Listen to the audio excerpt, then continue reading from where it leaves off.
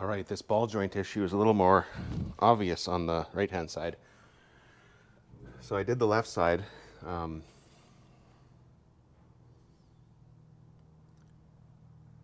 So this ball joint issue is a little more obvious on the right-hand side here. I think these ball joints are quite worn out. Look at this thing move as I just try to move the rotor back and forth, the wheel back and forth. Look at the play right here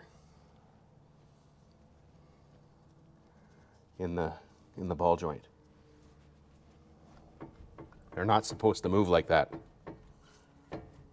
So yeah, these aftermarket control arms with these ball joints, very cheap. We'll put the other newer ball joints in. Hopefully they last a little longer. The control arms themselves look pretty good still. You know, this side as well, some cracking in the rubber here, but it's all together, it looks fine. The other one back in here looks fine as well. And of course the metal is just a metal bar, but the ball joints are weak in them. Fortunately, aftermarkets are available, and we'll see how these new ones last. These lasted about 10,000 miles only, these ones that came with it. So hopefully we get some mileage out of this next set.